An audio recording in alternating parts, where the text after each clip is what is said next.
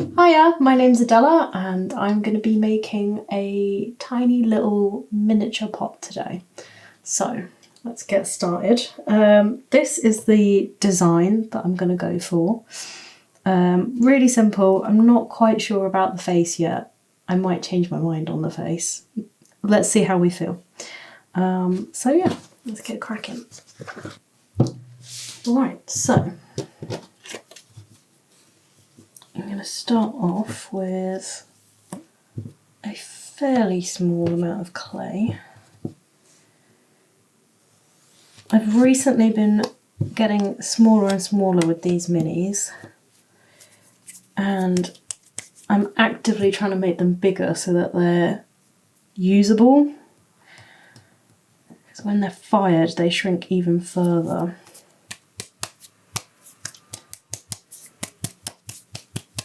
So just adding some more clay. Okay. Might be a bit big actually. We'll find out. The nice thing about working in this way and with clay is that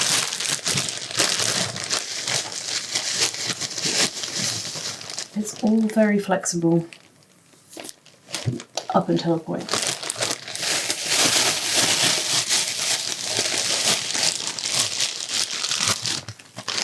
Obviously when you fired your work, then it's a little bit harder to change things, but before then, plenty of time. So I'm just going to cover these up to keep them workable. Now, usually I start with the bottom half.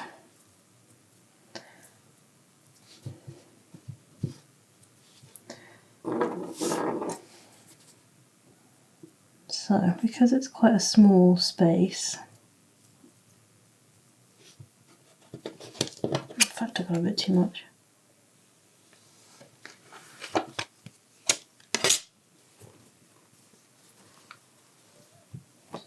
Because it's such a small space here, I'm going to start off by opening it out with my brush, just to make way for my thumb. And now it's just a case of pinching it into shape, and every so often I'll check my sketch just to make sure that I'm heading in the right direction. Even though my sketches are always just, they're prompts rather than wanting to copy something exactly. I mean, there'll be times where I want to copy exactly, but most of the time it's all very loosey-goosey. Alright, that's pretty much the shape that we want.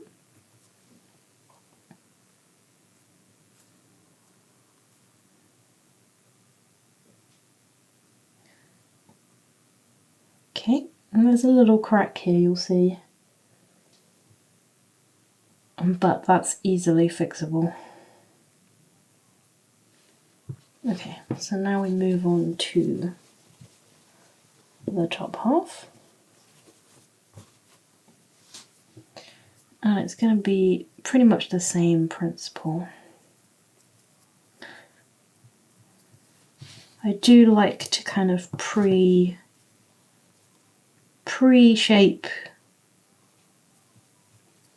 just like this is the general shape, and then it just helps you a little bit before you start pinching. Again, I think this might be too much clay, but it's easier to take away than it is to add.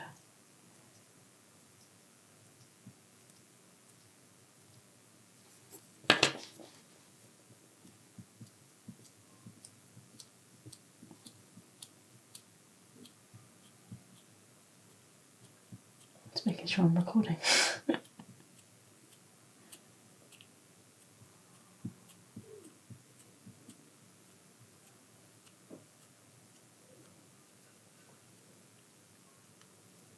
it is important to go back and forth as you pinch. You'll see me occasionally, I'll come back up to the middle just to make sure that I don't have any super thick points.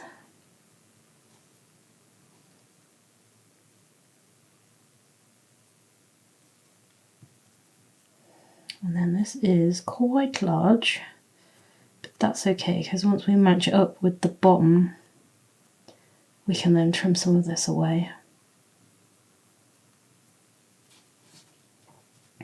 Okay, so now we'll kind of eyeball. That looks like generally the good silhouette. Just going to trim.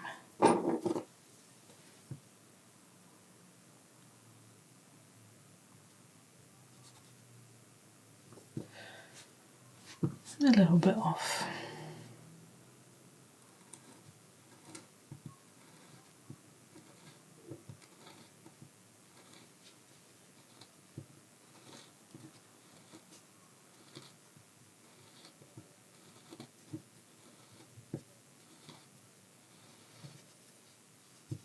Like that.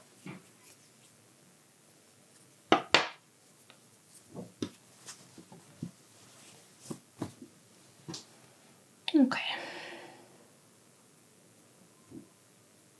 Now I'm just reshaping this bottom because it tends to flare out.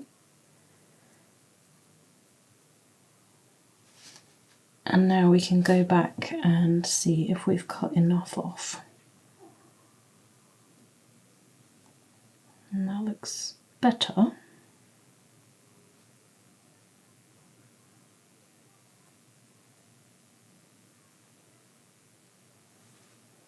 Yeah, I think that's about right. It's good to have some extra because this is going to help when we blend the seams together. So I'm going to go ahead and join these two with a little bit of slip.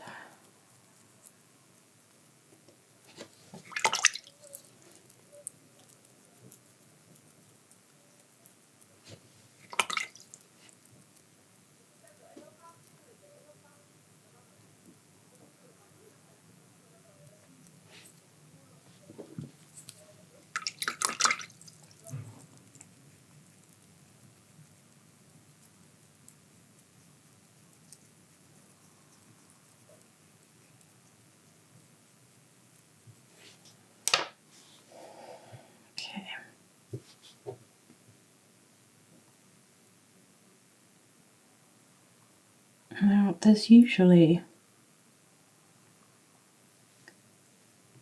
a right way to join this, as in somehow magically every single time, even though these halves are super rough, there will be one combination that just works much better than the others. So it's just a case of finagling till you get there. I think that's about it. So then I'm going to go around and start closing this gap with my paintbrush. And this is where that extra clay, the extra lip, comes in handy.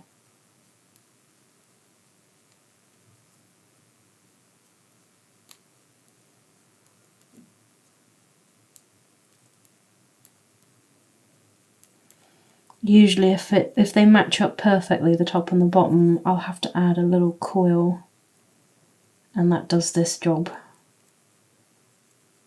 And here I'm just going to repair that little crack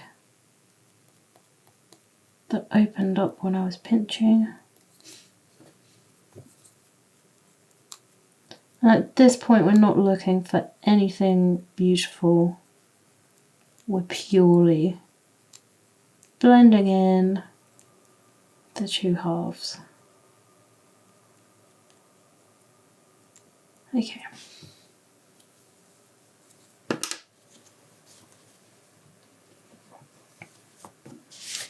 Now I'm going to go in with my metal rib and take off some of this excess. And at the same time, I'm compressing the clay and making sure that this join is really nice and secure.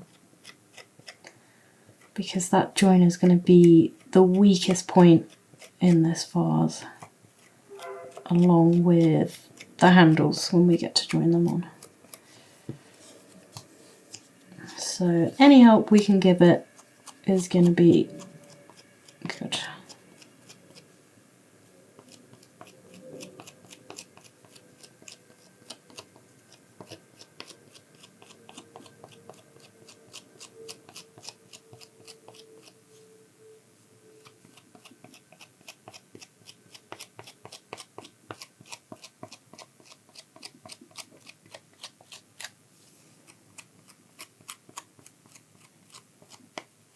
And you'll slowly start to see the shape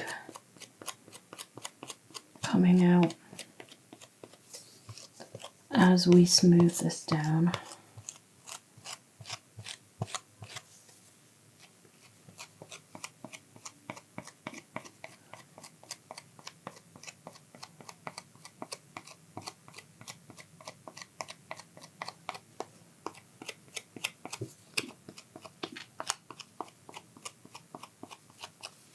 Okay.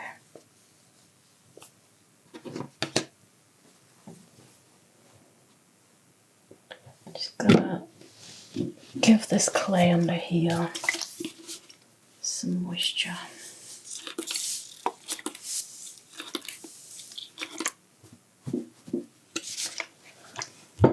Just to keep it workable.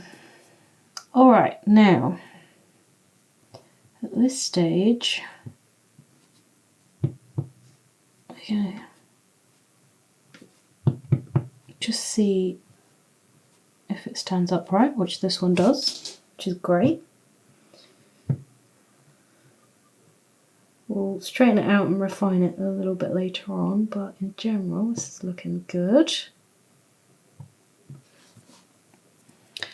And so now I'm just going to carry on refining this shape, getting rid of these lumps and bumps that come up when you pinch clay.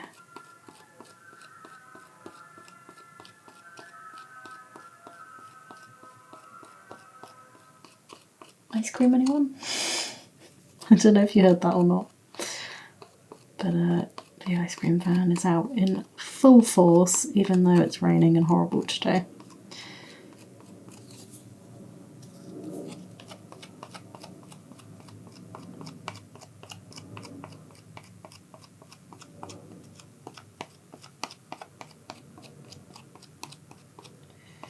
Okay.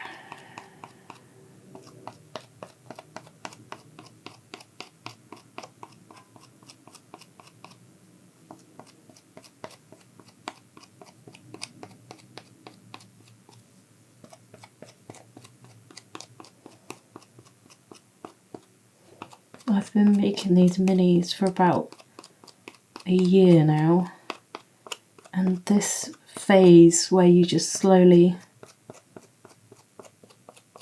where the shape slowly emerges, never fails to amaze me, because it always looks so rough and so ugly, and then slowly you start to see the smooth shape emerge.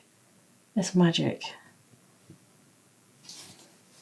Okay, so now that we are most of the way there, I'm going to look back at my sketch and see. It's pretty much there, but I might just sharpen up this bottom and even out any wonk.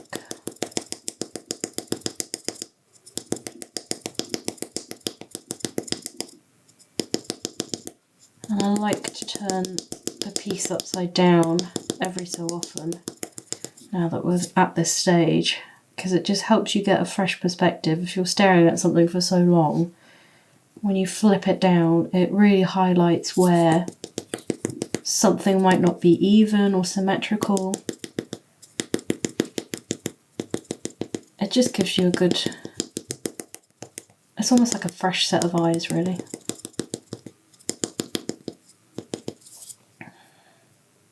Okay, that looks better.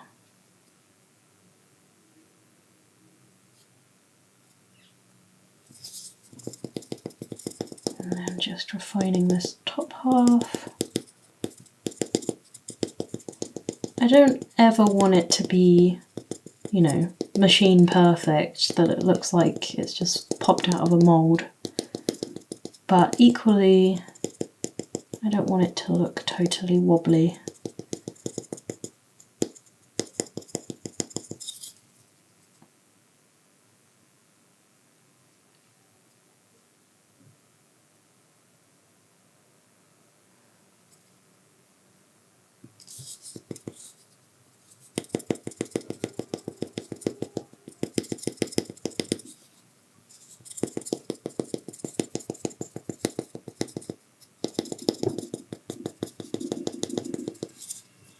Nice.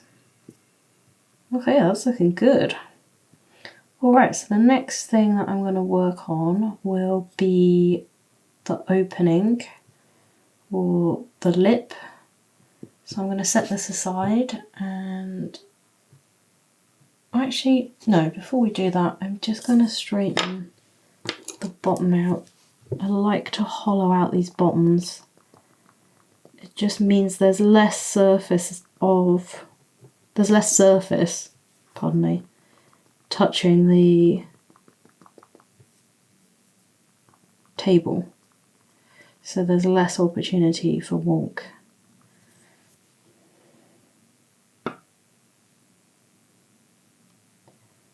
Whereas if it was a totally flat bottom, I'd have to make sure that the entire thing is flat.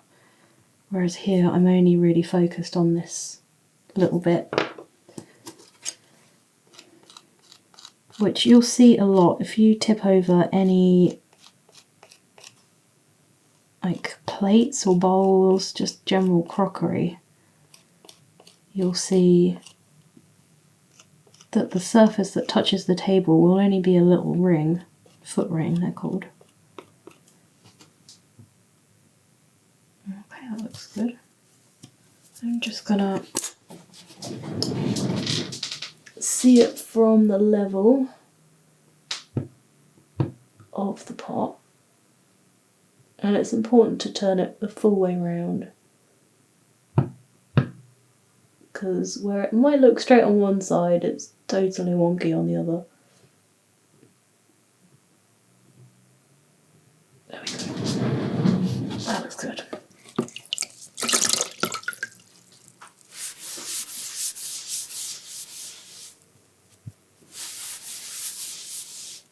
Nice. Right, now we can move on to the little opening. So for this one, I'm going to make a little coil, or a sausage as I call them. And that's going to be the basis for this lip, which will be nice and rounded. I used to make little pinched out openings, which were quite slender and quite wide. And they look nice, so I still enjoy them, but they're so much more fragile. And I feel like I might just move on to this way of making rims in the long term. Because I want my pieces to be useful, and I want them to be, you know, for you to be able to use them every single day without fretting that they might fall to pieces. So I'm looking for things that not only look nice, but they're going to be durable.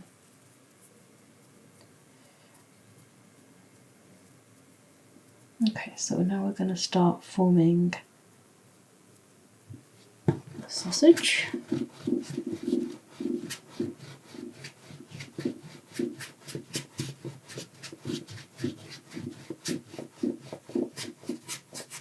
I want it to be fairly thick.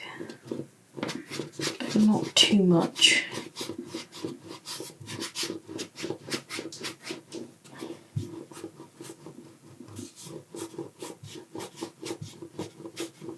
It's all about finding the balance, and that's very personal to the shape. I think that might look good. Quite chunky.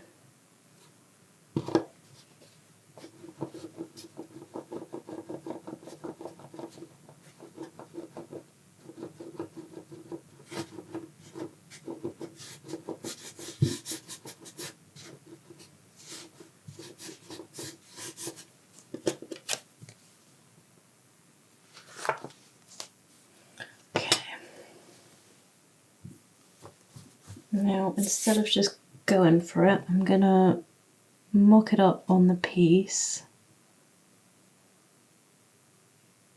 Oh, come on. And then I'll know exactly how much clay I need. So I don't want it to be too wide.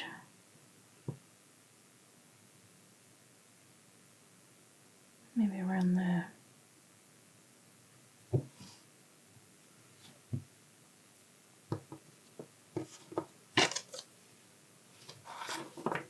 Nice.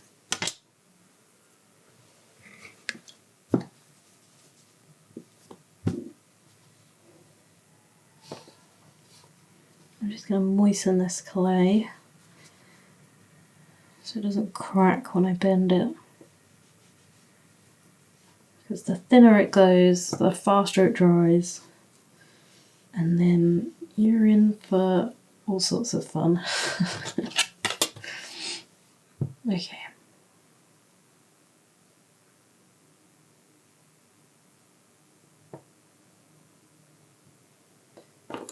So I'm going to join this.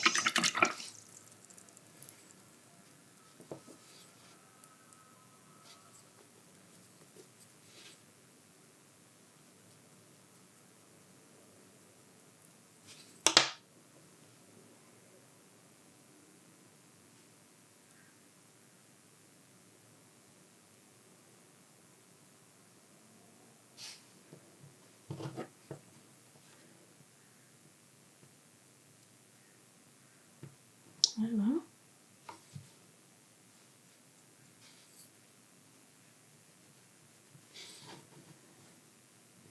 Flip it over and carry on blending.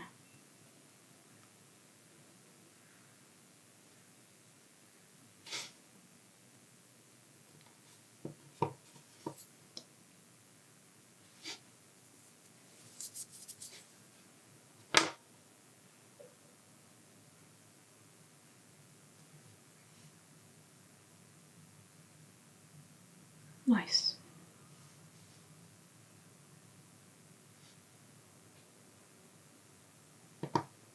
Okay. And we'll carry on refining that once it's on, but this is just so that it's one single piece.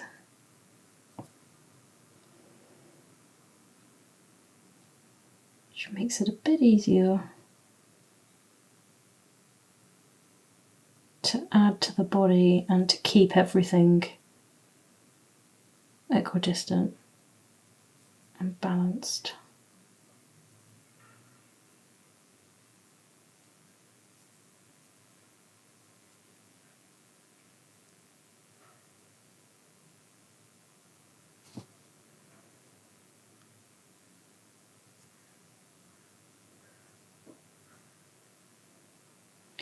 See, now that I've added this, I can see again that these two sides aren't quite matched up. So once we've got this neck on, I'll go back in and probably just pat the shape until it is a little bit more equal.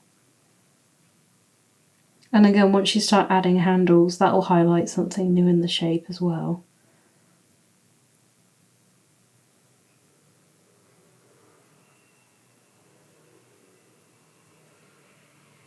Okay, that looks good. I should have a little imprint left over. You can see there's a tiny little, I don't know if you can see, yeah, you can see where I've put the clay. So that's going to be my guide for putting this back on.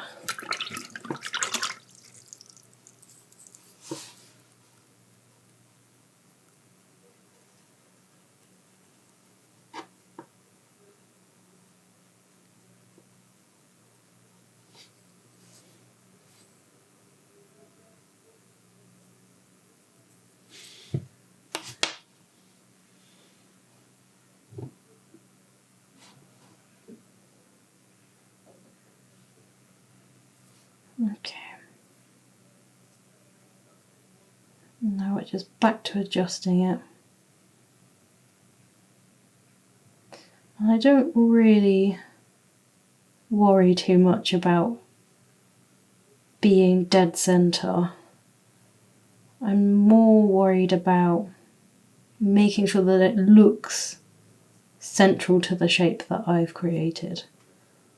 Because like I said earlier, it's not a perfect shape, it's not, you know, perfectly symmetrical. There will be variations in the shape, which you're always going to have in handmade work, and that's what I really enjoy about this style of working. I'm obviously not going to put this, you know, way over to one side, but I'm not going to get my ruler out and measure anything. So now I'm blending this sausage in, which will secure it to the body.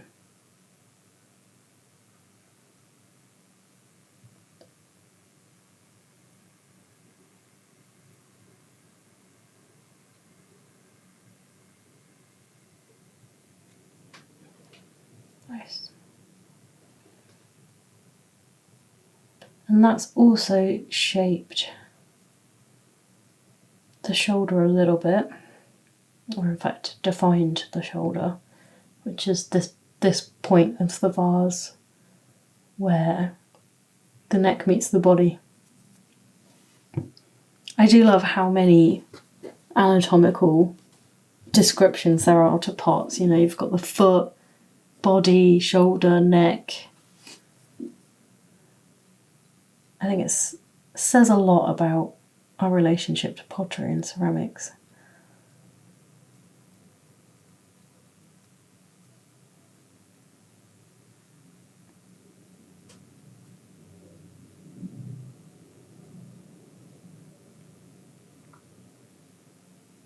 Okay, that looks good.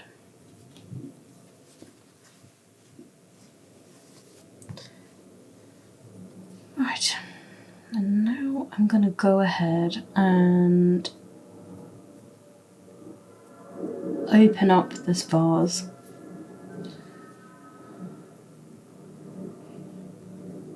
Just making sure that it's equal. One advantage of having a closed shape like this is you've got air trapped in the clay, which means it's almost like a cushioning, so I can go in and pat the shape without worrying too much that it's going to collapse on me, because that air acts like a cushion and it bolsters the shape because it's got nowhere else to go. Which does mean, you know, if you squeeze too hard, it will explode because the pressure does build up. Explode. It's not that dramatic, but the shape will collapse.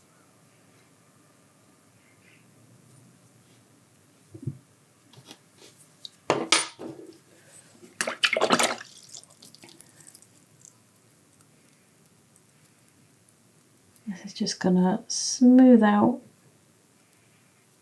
that blend.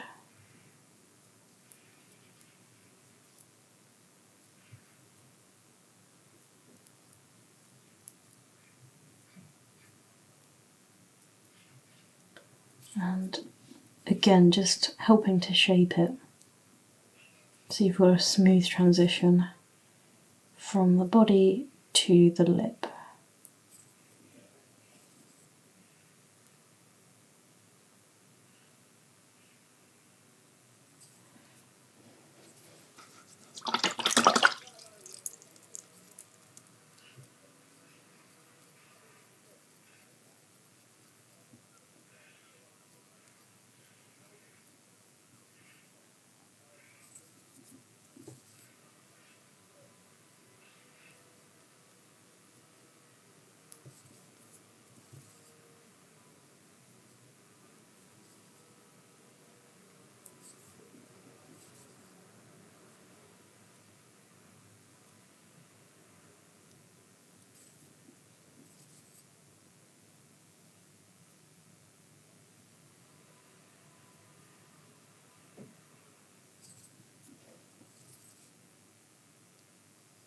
Nice. Right.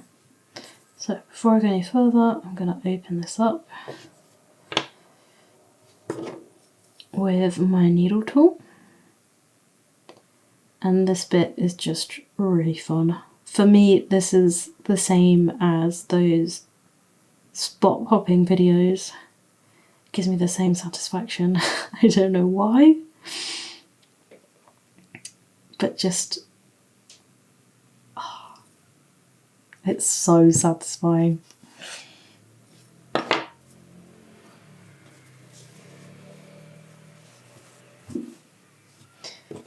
Okay, and then we're just going to go back in and blend this seam out.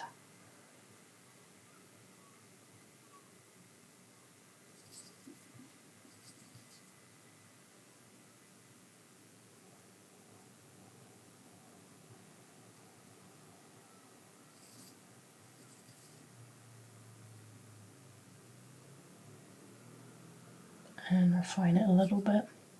This one's got quite a wide opening too, so I'm able to go in and blend out the join that we did originally with the top and the bottom. Sometimes on these minis that have narrower openings, there's just no way I can get in there. This is, you know, obviously it's going to help it structurally, but it's not necessary because the join on the outside is strong enough. But this, I do it here for aesthetics in some ways because you can see in, and I don't really think it looks nice seeing the raw join.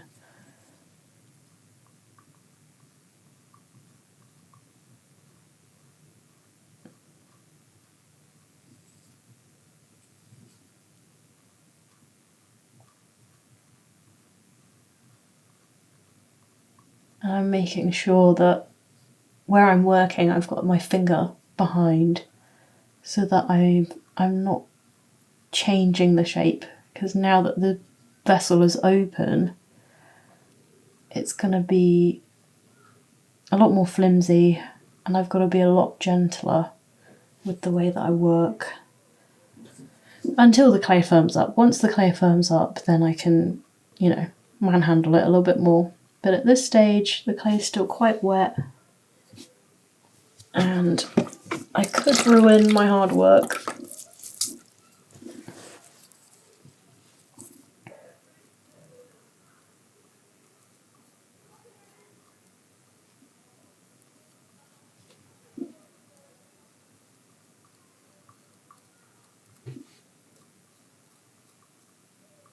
Okay.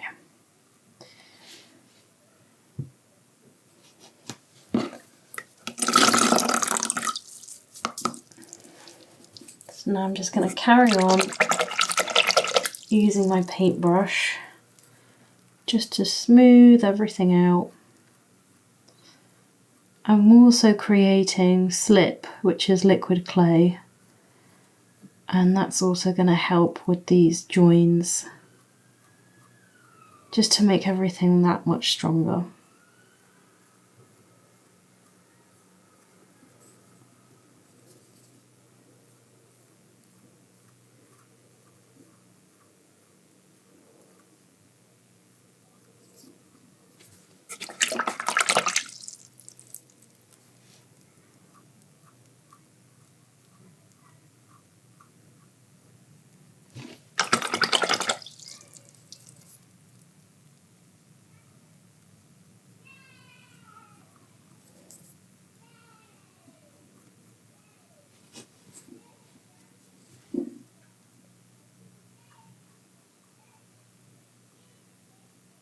It's a bit hard to show you what I'm doing, but I'm essentially just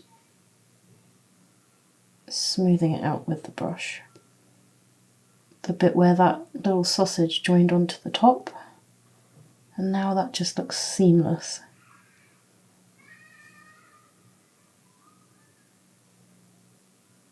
And then I'm going to refine and smooth out the actual coil.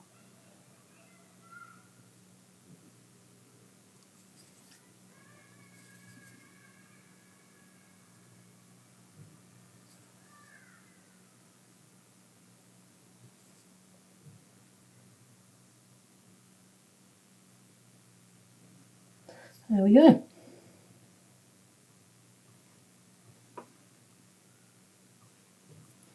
So that is the little lip done. So now I'm going to move on to the handles. So for this one I've sketched out some rather big handles actually. Usually they're diddy little things that are super fiddly, super small,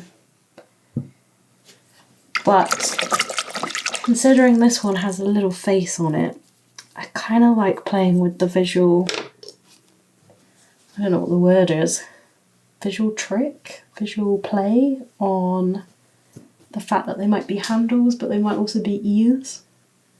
I don't know. You can let me know in the comments if you think it's successful or if it looks nice. I personally like it. I think it looks goofy.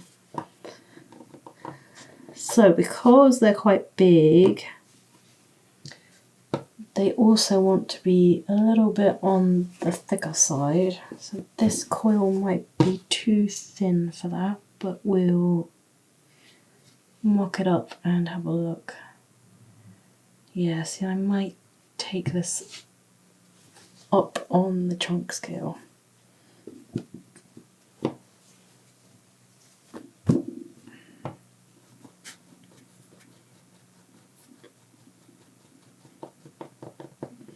Just slowly roll that out until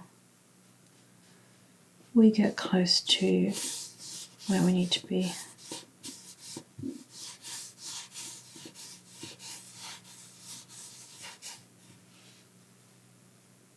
It's all about proportion when you're making vases. Yeah, see, that looks better already. Okay, let's go with that.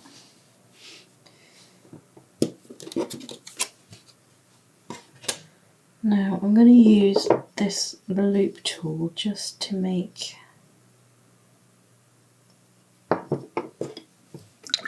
the curve a little rounder, a little less square.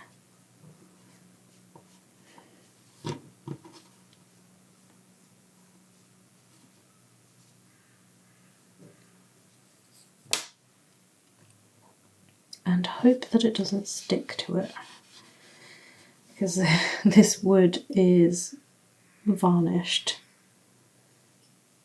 so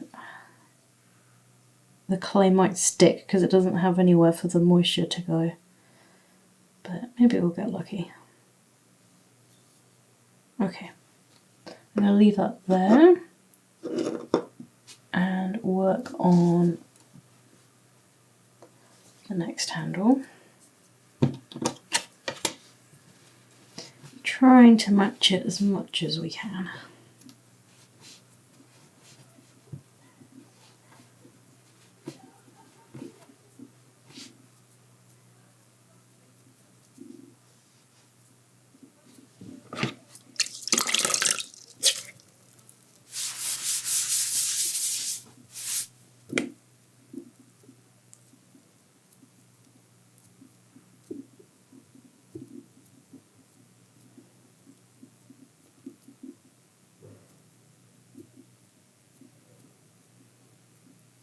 If you're enjoying this, I have been doing a 100-day challenge over here on YouTube and on Instagram, where I've been making one of these tiny little minis every single day for the past 100 days. So if you like this, make sure to check that out. And all of the minis that I am making will be available through my website, which I'll put on the screen. So make sure to check those out. And I'll always be posting updates on Instagram and on here, so whenever there's a new drop of minis, you'll be the first to know, just as long as you're following and subscribing.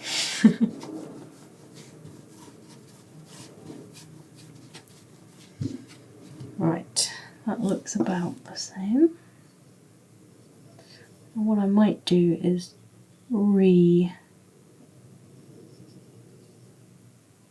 recut this handle just so I know they're the same thickness.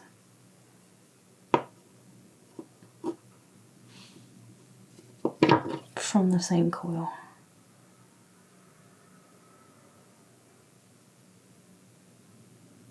Okay.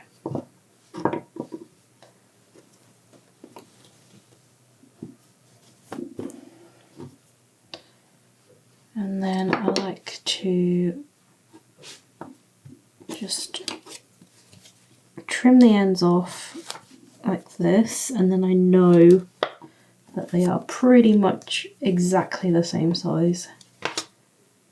Because I used to just cut them off on these tools on my paintbrush, and then they'd look the same, but then when you put them on, they'd be totally different sizes. So this is just one way of guaranteeing that they're at least very, very close. Okay.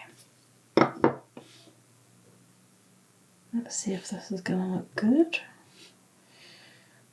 And just how there's always one way that these two halves fit, there's usually, without designing it, one side of the pot will look much better. It's almost like it's got a natural side and a natural back and front, which I'm currently now trying to find. I think here.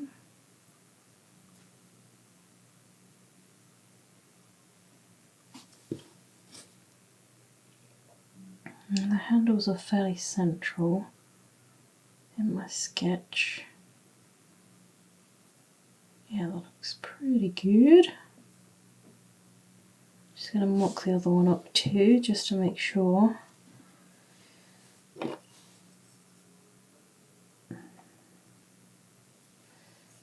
So this is just to give it a nice natural bend. I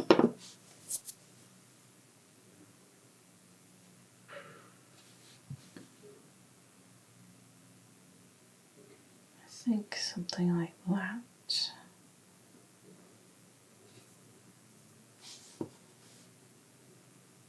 God, these are big handles, aren't they? I might trim these down a touch. They look a little bit too chunky.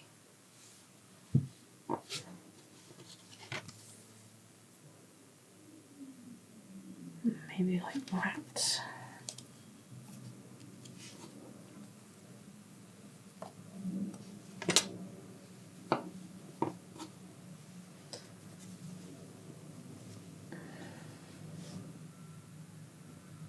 That's better.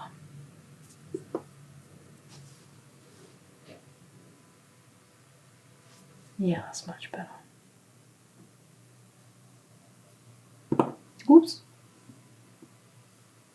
I don't know if one of them's a bit bigger than the other. I think that might just be an illusion. Right, now to join them on.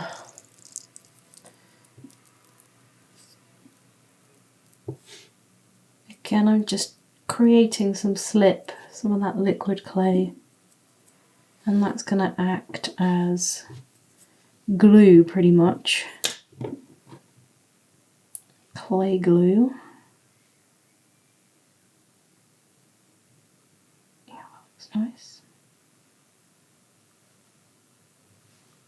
Make sure that they're straight this way, in line with themselves, each other. And then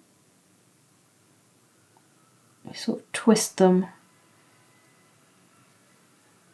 so that you can sort of feel that it starts tugging and it's stuck, it won't come back out.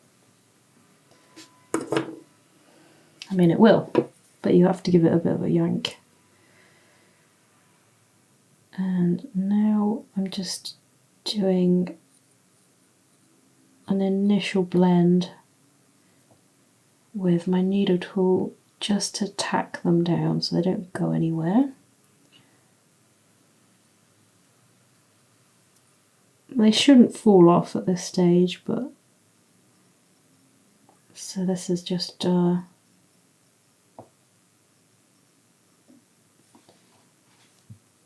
again, it looks visually much nicer if there's no visible seam between handle and body.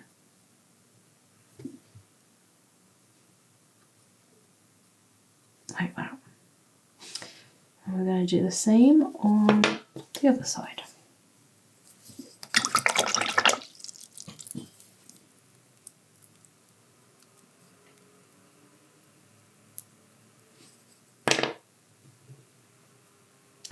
So at this point I like to look up top to make sure that they're matching the two handles, and then you've also got to make sure that they're matching this way around, down here, and that they match each other. And this is when I like to flip the piece upside down, because that gives me that better perspective. See here, this is too high. So I'm just going to bump that down a bit until it looks about right. And I'm constantly checking as I go, because when you tweak one thing, something else is inevitably going to shift. And I think that's it. Maybe bump this up a touch.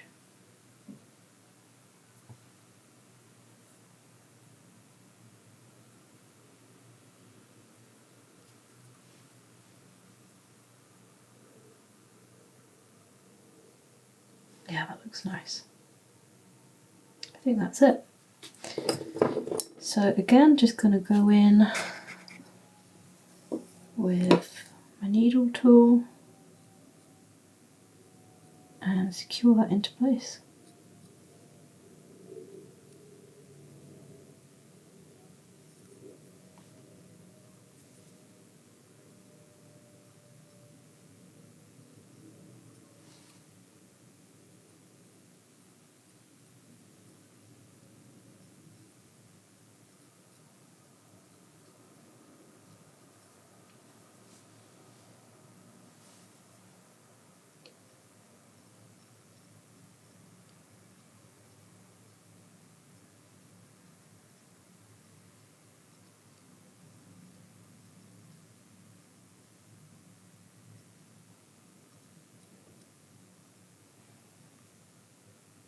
And you'll notice that I don't really use my fingers a whole lot, apart from at the beginning, for any of this blending or shaping. And that's purely because my fingers are just way too chunky to get into these spaces without ruining everything.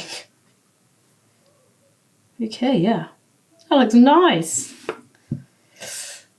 So the next thing that I like to do is to add a tiny little sausage around each of the ends of the handle. And that's not only going to reinforce these joins, because again, they're going to be the weakest points, but it also gives it a nice little shape. So currently you'll see that the handle kind of just goes straight. It's quite angular.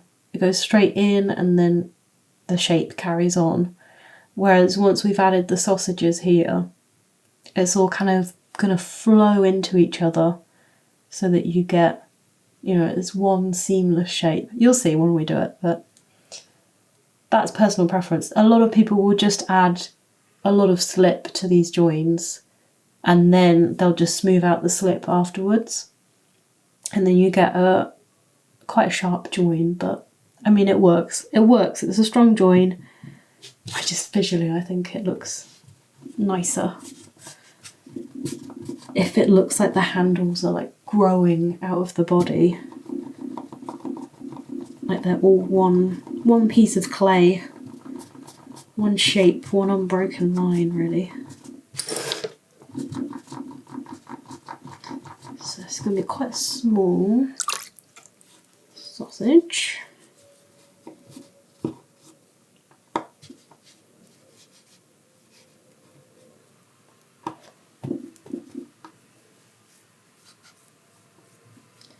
tends to get quite delicate.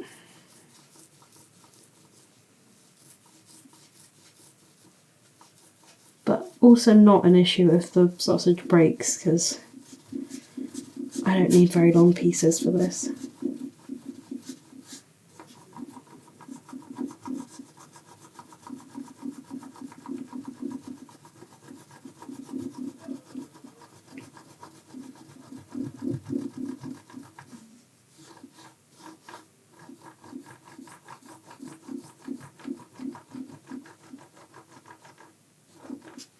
Okay, nice.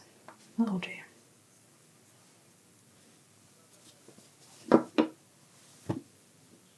Okay.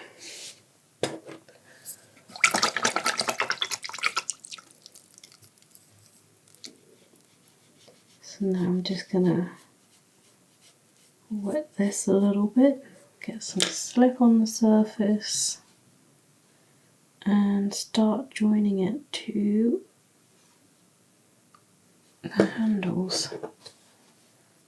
And I like to use my needle tool to start tacking them down as I go.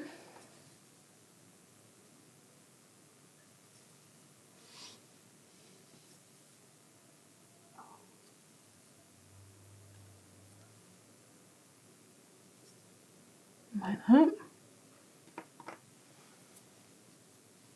And then I'm just going to start blending this in.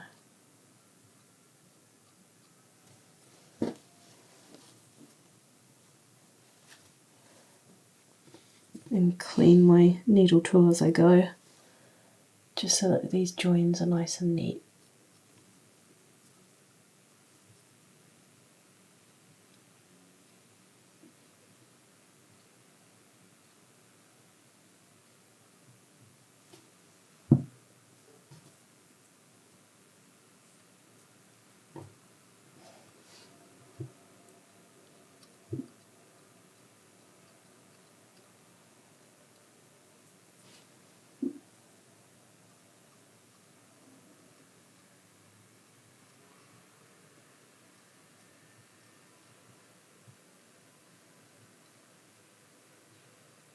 Like that. And again, solely relying on this needle tool to get into those tiny little gaps.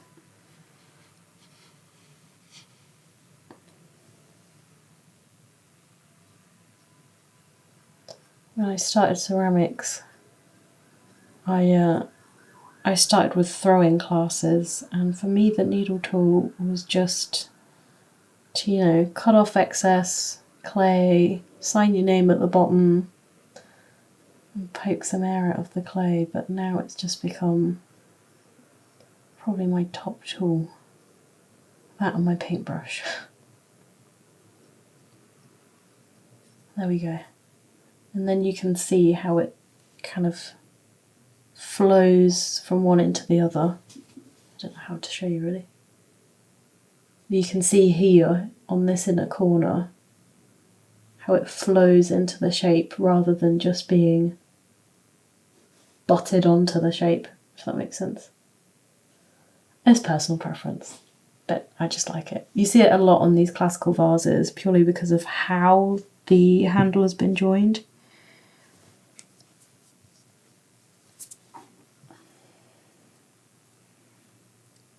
You'll make the handle and then you'll flare out this bottom end to give you as much surface area as possible, and then that gets blended into the body, which is kind of what I've done. I've just gone about it slightly differently. Right, and now that, but 3 more times. I'm working fairly quickly because this tiny coil tends to dry out kind of fast, and then I'll just have to remake it.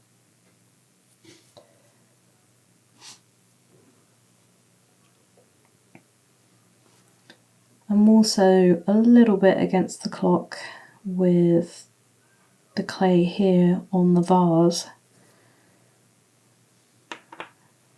as that's also drying out pretty quickly, as this piece is so small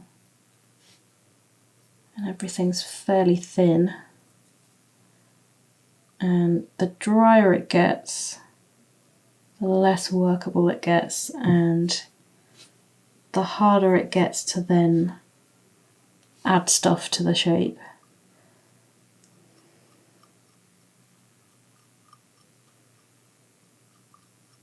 And we're not done yet.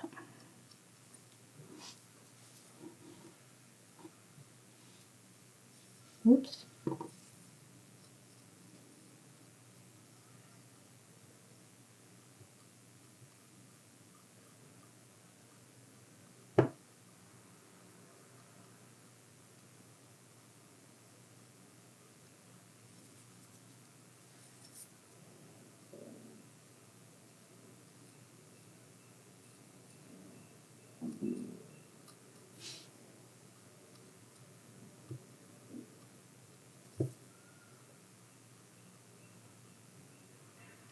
Nice. We'll go back in and give that a final once over with the brush once we're done.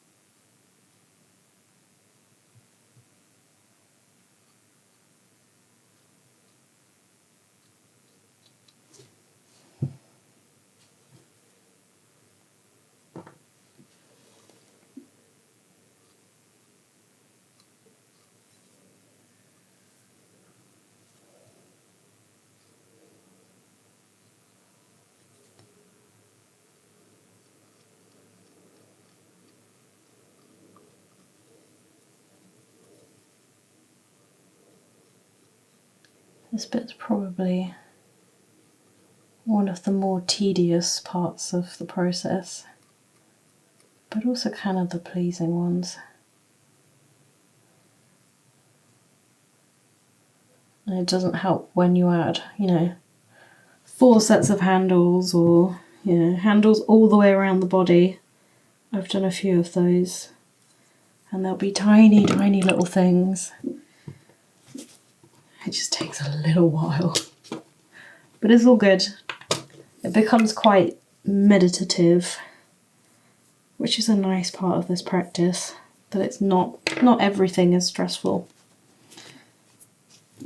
And in fact, most of the making process is quite a calm experience.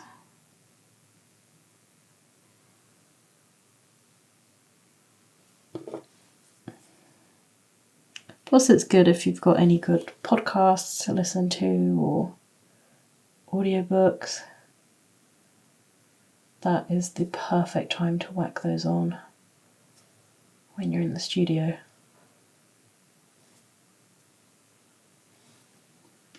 I've listened to so many murder cases and so many mysteries. It's great.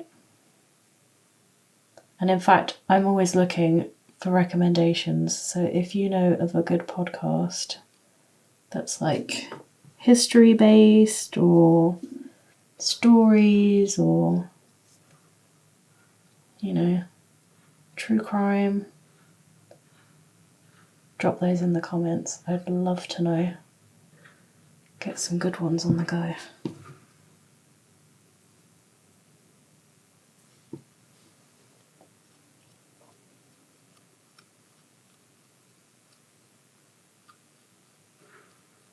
Okay, we're on the final handle now.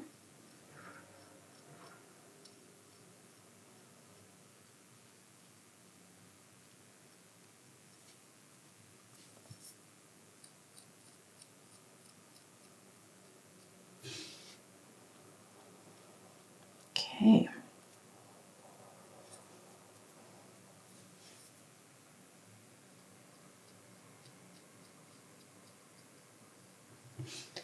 Now I'm going to go back in with my brush and just smooth everything out.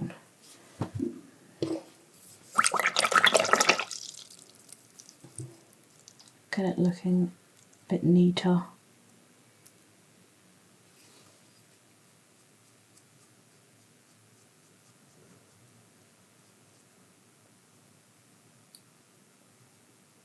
These are areas that my sponge won't be able to reach, so it's good to go in with a smaller tool rather than forcing the sponge in and ruining the shape of the handles.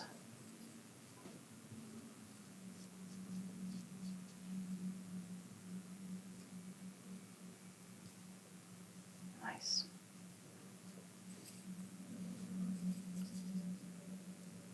Here it's a little bit lumpy bumpy, so I'm just gonna go over that a few more times.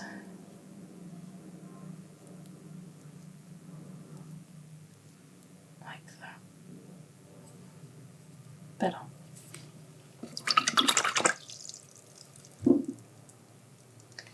Now, you might not be able to see what I'm doing, but it's subtle, but it makes a huge difference.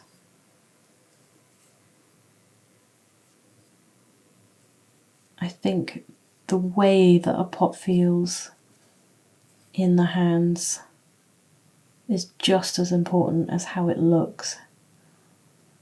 So even if it looks like it might be smooth, when you touch it, it's going to be quite lumpy. And also the glaze, when you glaze these pieces, it will react to the slightest undulation. So whenever you see lumpy pots, they probably didn't look so lumpy when they were first made. And then when you put the glaze on, especially a glossy glaze, that's when it looks extra lumpy.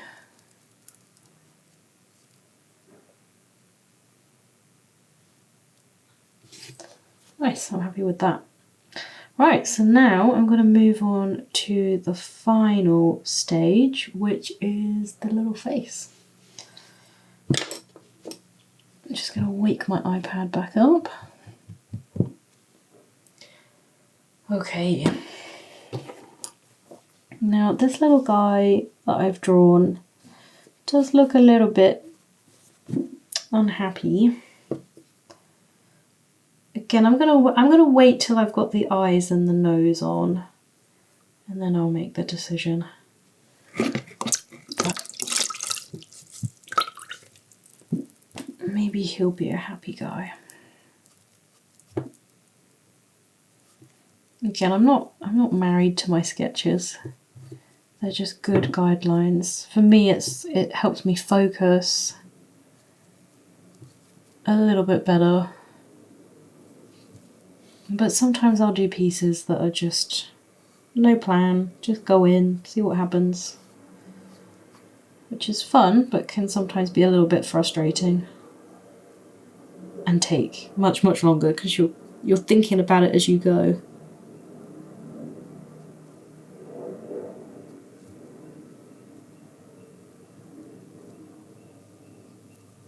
Okay.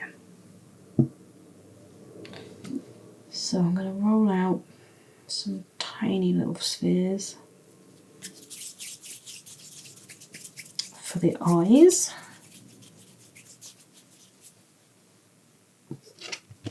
I usually just section some clay off.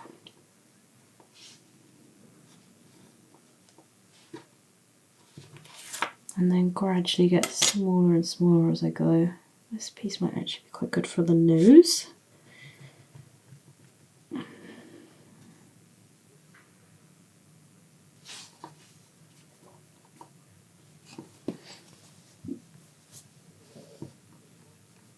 Which we can cut down to size in a second. Oh, I've got an itchy nose.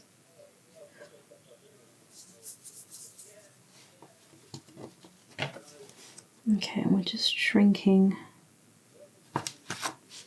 this clay. Well, shrinking the little ball down until we get the size that we need.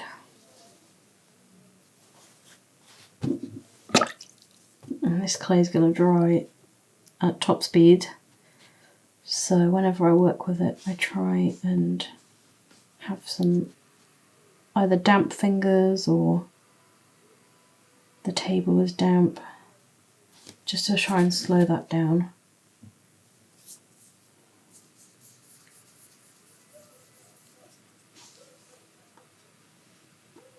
Let's try this. This might still be too big.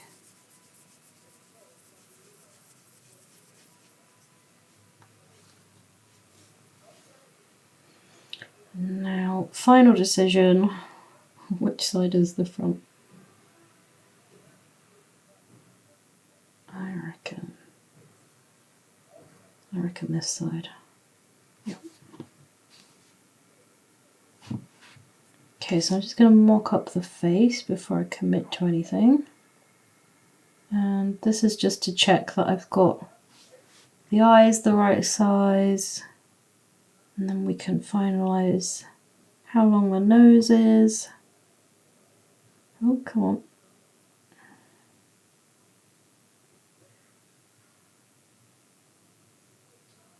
Oh, okay. Not happening apparently. I'm going to start with the nose, I think about here. Maybe there.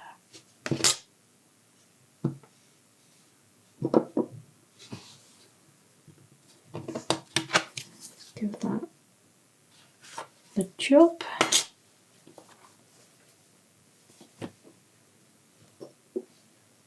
See how that looks.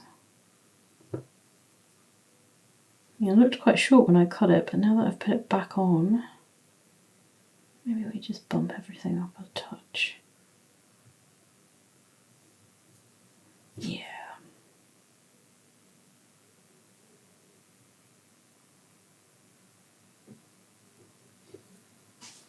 My eyes are fairly large, but they will shrink down when I blend them. I think that's alright. Let's put the nose on first, and then we'll figure out the rest. So, I'm going to moisten the clay a little bit. Give these a little bit of moisture so they don't go totally rock solid. And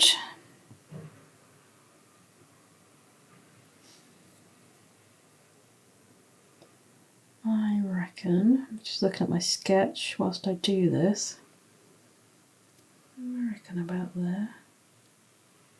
Maybe a bit more towards the middle. A bit more.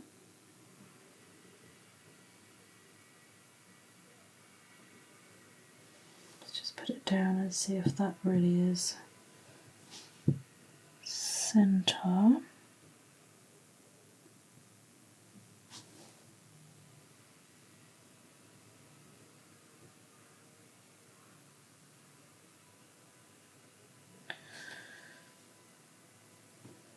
Yeah, that looks nice. Okay.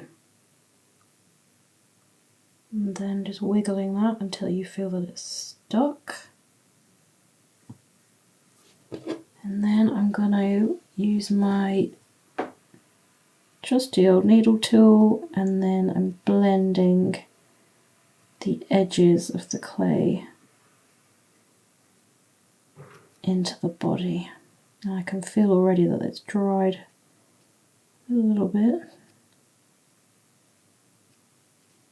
So I'm having to be a little bit rougher with it. There we go.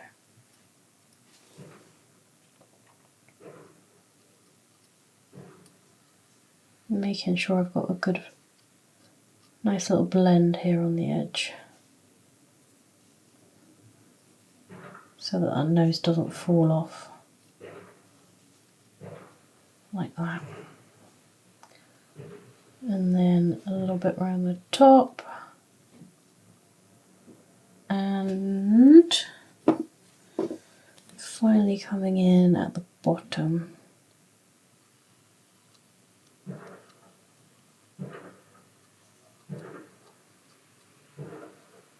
Making sure I don't lose the shape too much as I do this. Just going to clean my tool.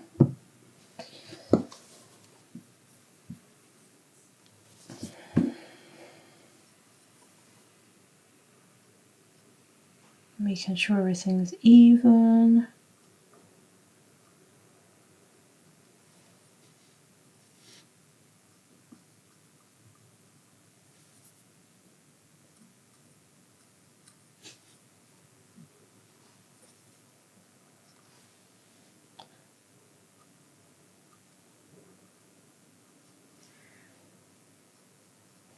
And then once that's done, it's roughly how I want it. I'm going to finish that off with the brush, which as I'm going here and creating this slip, I'm also very slowly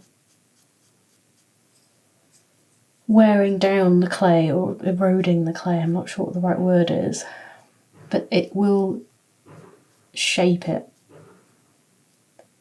The wet bristles will shape this and soften it a little bit,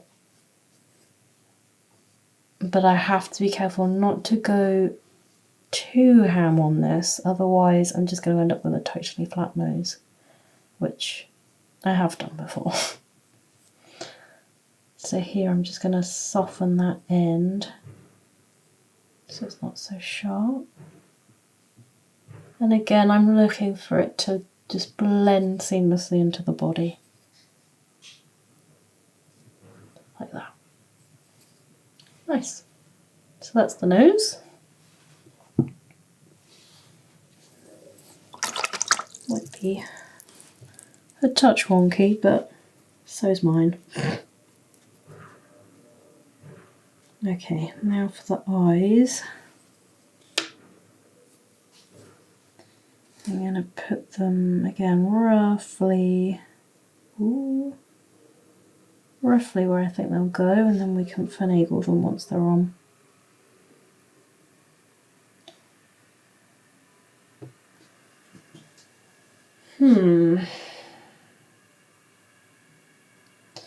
I do have to remember that they will shrink a little bit once we start blending.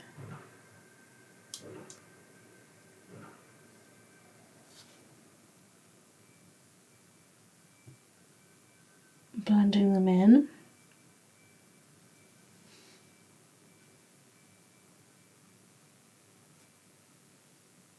What do I think? I think that looks about right. Yeah, let's go for it. Right, just push them down a touch. Yeah, okay. Now I'm going to do the same thing that I did with the nose. I'm essentially just grabbing a little bit of clay from the side, like that, and pushing it down and then blending it. So I am cutting into this shape that I've made, which is something I have to consider when I'm placing these elements, that they're not gonna appear exactly as I've placed them. So the eyes will be a little bit further apart than where I've set them now.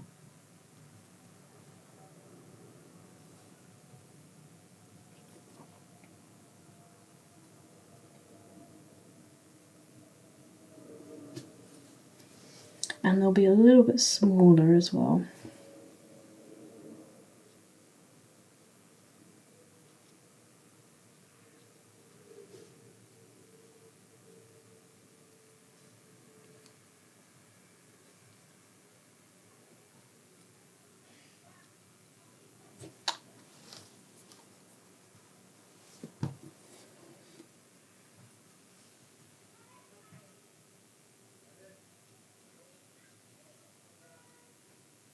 There we go.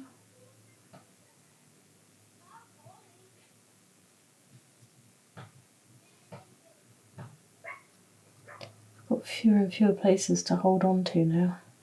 I've got to be more careful that I don't ruin something.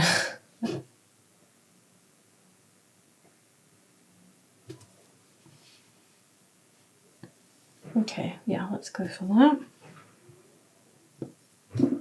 And this one.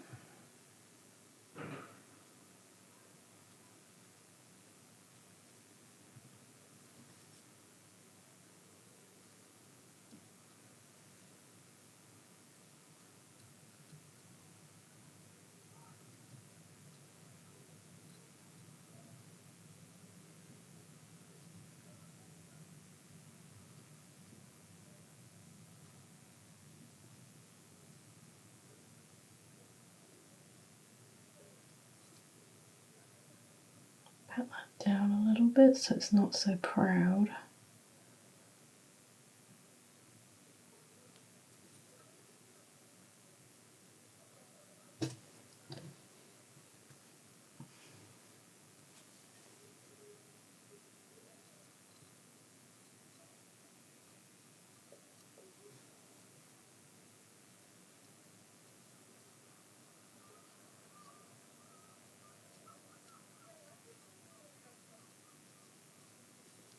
Okay. And then, same as I did for the nose, I'm going to go in with my paintbrush and just start painting over this shape to soften it, going around it, just to help it blend.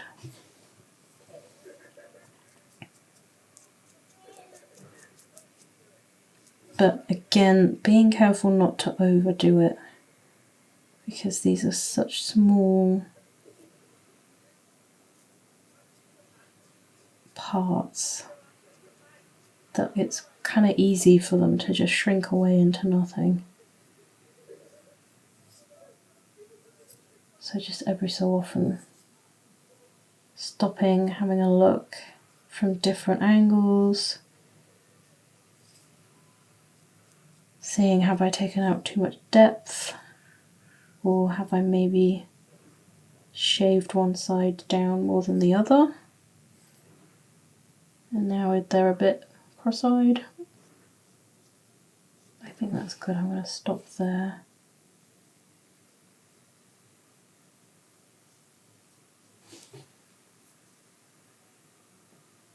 Nice. Bit bigger eyes than I usually make, but I kind of like that. I like that each one is totally different. They've each got their own, you know, little personalities. Even the ones without faces. Okay, nice. Right, now to decide what kind of face this one's gonna have. Okay, I think first up we were thinking shocked.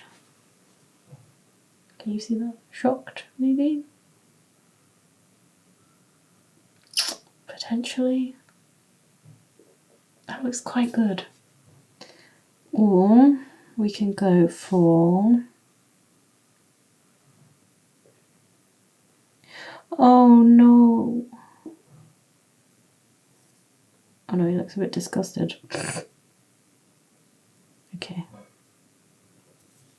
Do a better drop it down. Or we go for something more like this. Sad boy. That's too sad, isn't it? I think that's too sad.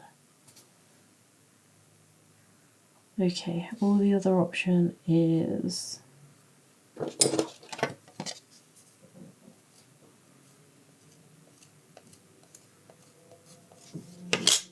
something more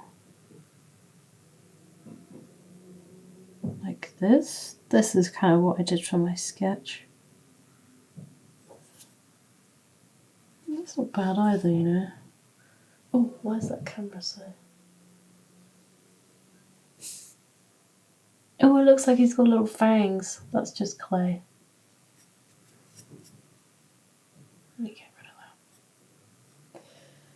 that. This one's quite good too. Maybe we just stick to the original plan. I'm so indecisive. Okay. And one of the things I like the least is when it's not clear what to do. Some of these little guys, you make them and it's like instantly obvious that they should be, you know, cheery, sad, whatever, shocked. But then there's these rare few that just, they suit too many things. They're a bit too much of a blank canvas. I'm going to make this one a bit ambiguous, I think. And then I'm going to go in with this tiny little brush. Oh, you can't see it, but it's not the smallest I have, but it's maybe the second smallest. This is actually one of my favourite brushes, which was accidentally gifted to me. It was part of one of those colouring sets, painting colouring sets, where you have like pictures that you then paint. And I finished it, and then I was like, well, what do I do with this paintbrush? And it happens to be perfect for these little guys. I think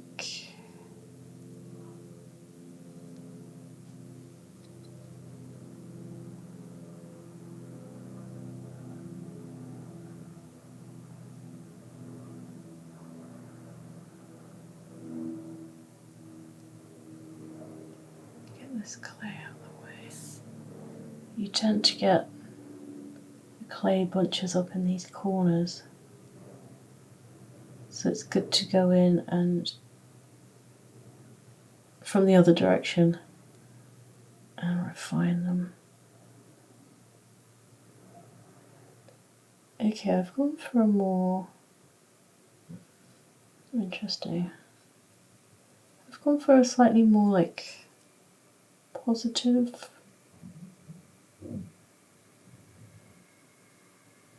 He's a bit more cheery, non-stressed, just chilling.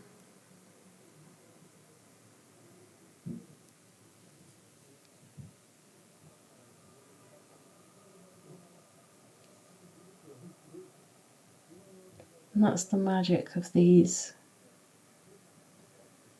sort of ambiguous lines, is that you can make them look more happy, more sad, just from the corners of the mouth.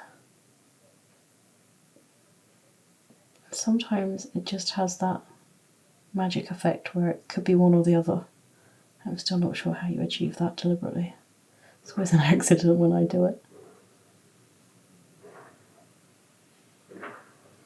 This guy's definitely got a little smirk. There we go. I'm just going in and defining the little lips, top lip, and the gap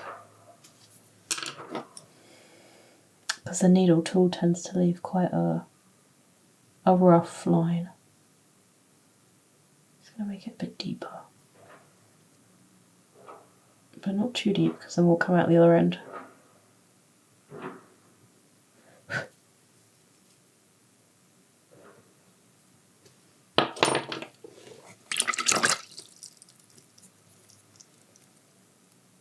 And then just cleaning that up, getting rid of those tiny little flecks of clay.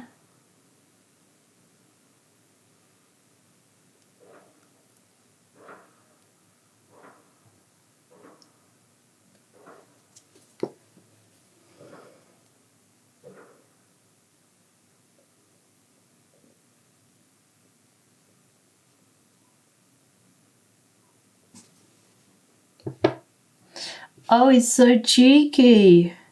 Okay, I'm happy we went for this. Oh, what a cutie. Now I'm just thinking, do we decorate this one with some slip, or maybe he'd be cute with a little colourful glaze further down the line. I'm just going to go back in for one final sweep with my sponge.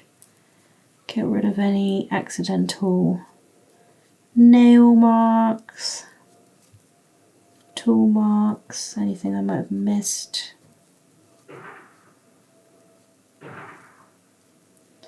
Avoiding the face so I don't ruin all that hard work.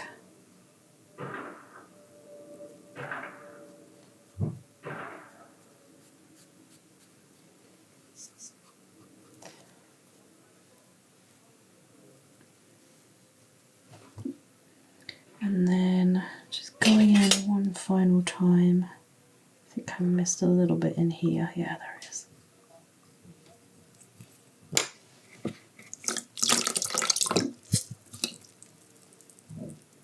Over the inside.